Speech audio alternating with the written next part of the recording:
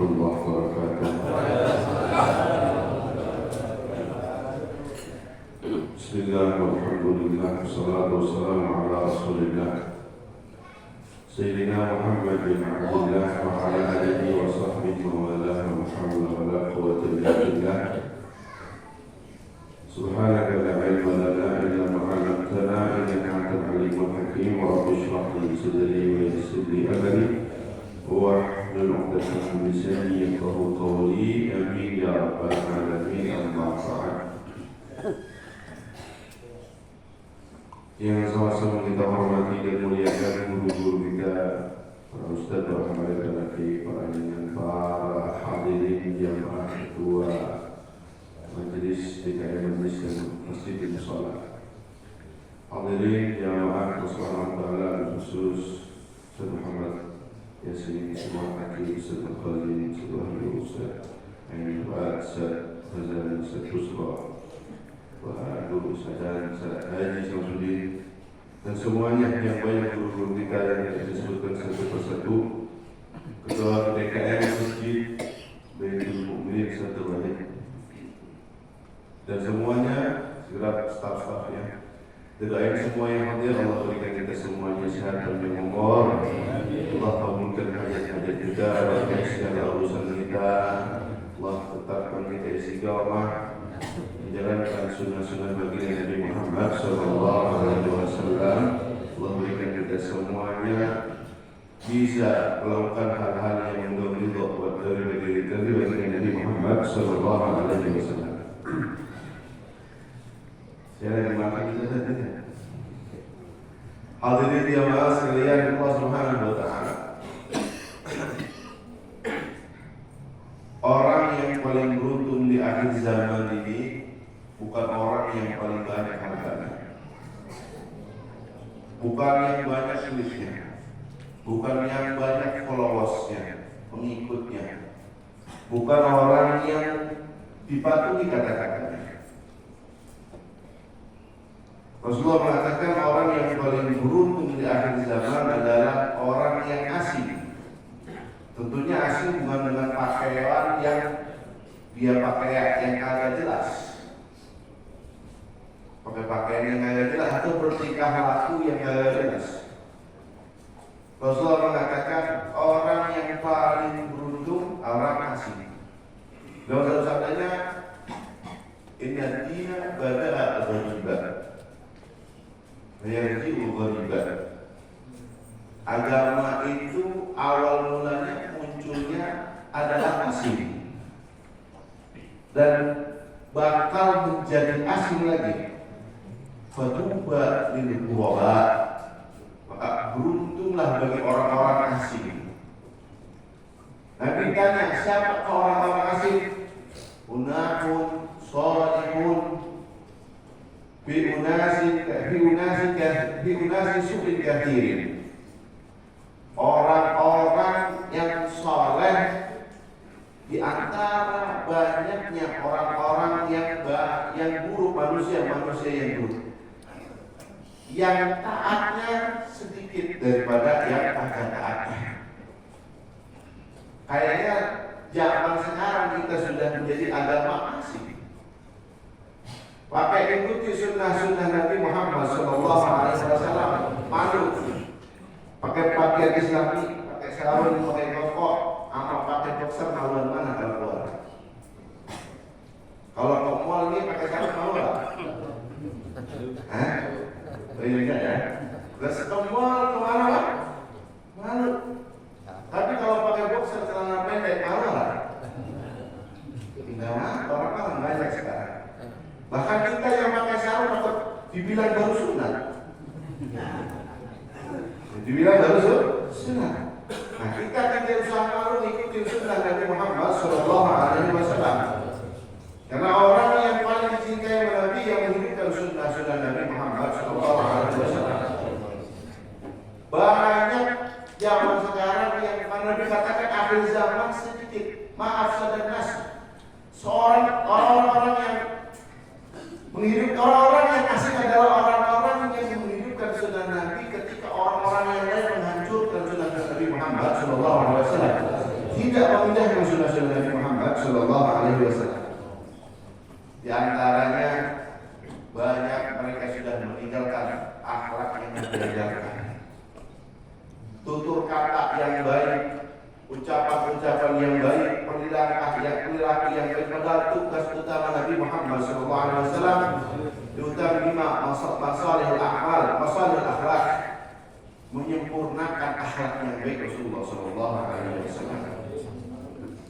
Akhlak orang yang sekarang banyak kata-kata hewan, banyak sekarang di media sosial yang hewan dibawa-bawa kalau ngomong. Apa bayarlah?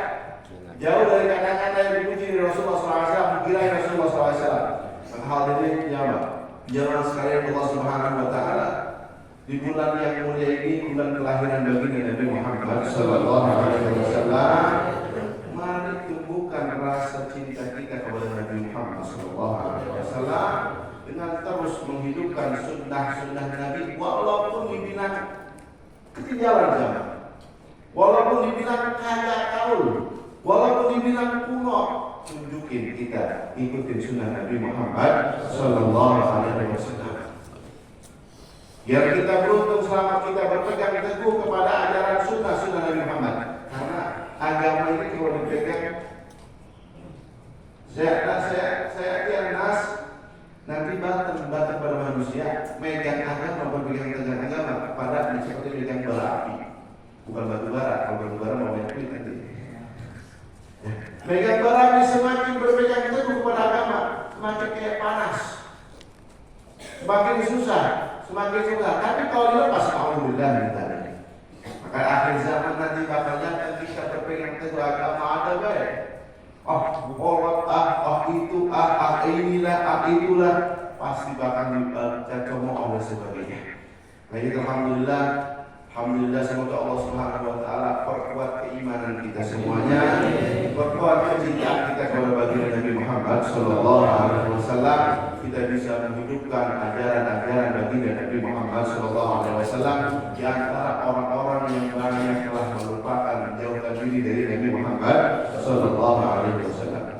Hadirin jamaah sekalian Allah Subhanahu Wa Taala, kalau kita mengapa kita harus cinta kepada Nabi Muhammad Sallallahu Alaihi Wasallam?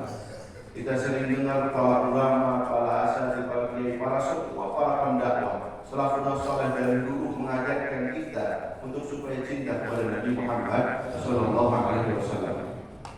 Apakah Nabi perlu dengan cinta kita? Kira-kira perlu orang yang seperti itu?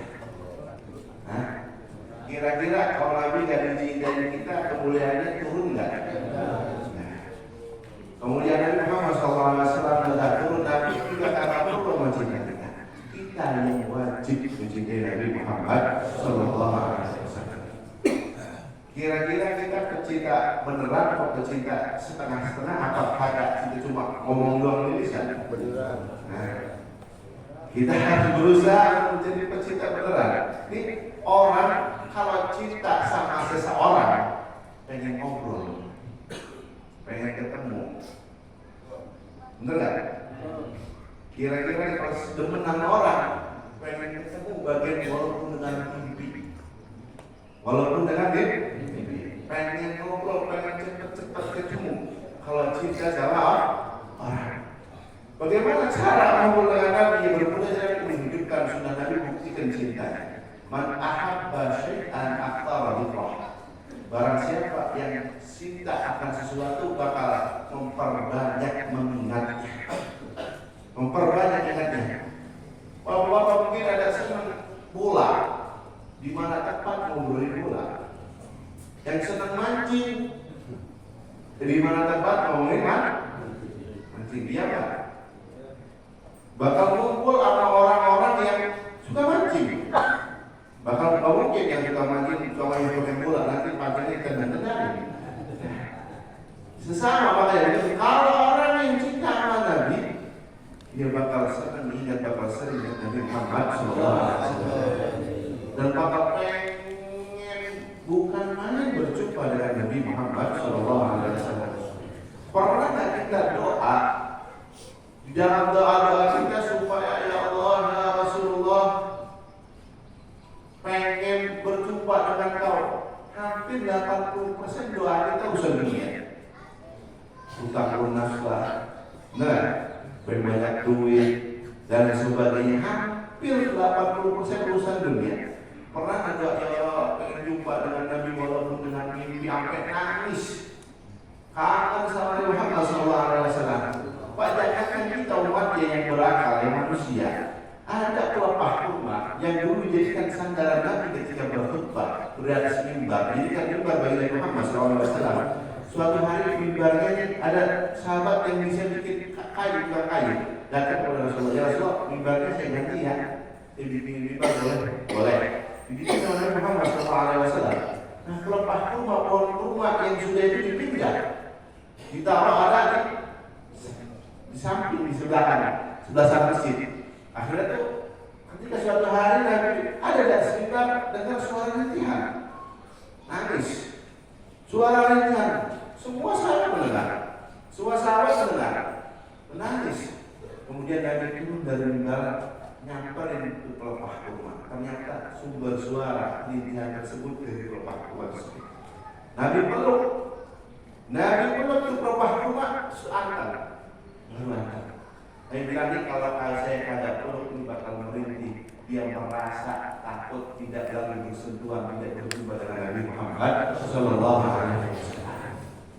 Kita pernah nggak merintih? Nah, kayu yang merintih pengen ketemu sama Nabi Muhammad Sallallahu Alaihi Wasallam disamperin sama Nabi Muhammad. Lalu bagaimana kita umatnya? Jangan umatnya, maka kita minta Nabi Muhammad yang kita bisa dijumpa dengan Nabi Muhammad Sallallahu Alaihi Wasallam. Nangis. Kita jadi kalau ingat takut jangan bawa mimpi. Ingat sama orang lama-lama bawa mimpi. Kalau mimpi apa berarti ingat terus sama Nabi Muhammad dalam semua hal. Bagaimana Nabi perhatiannya sama kita, sama umat. Bahkan Nabi bilang Nabi akan merasakan masyautatun yusaku bi ummati. Tidaklah satu duri yang menancap kepada umatku hingga ajibu alamah, kecuali saya juga merasakan sakitnya tersebut Rasulullah SAW. Nah sekarang orang, ya Allah, banyak menindas sesama muslim, banyak nyakitin sama muslim, dipimpin oleh orang-orang yang agak perhatian sama orang muslim. Salahnya dari mana? Dalam hadis qudsi Allah Subhanahu wa taala mengatakan, tidak asani mayya'rifuni salatu alaihi man mayya'rifuni. Jika dia orang-orang yang kenal sama Allah bermaksiat sama Allah Subhanahu wa taala, maka Allah akan berikan dia dipimpin, dikuasai oleh orang-orang yang tidak kenal Allah Subhanahu wa taala, orang-orang yang jauh dari Allah Subhanahu wa taala. Maka dari itu kita sama-sama perbaiki diri kita.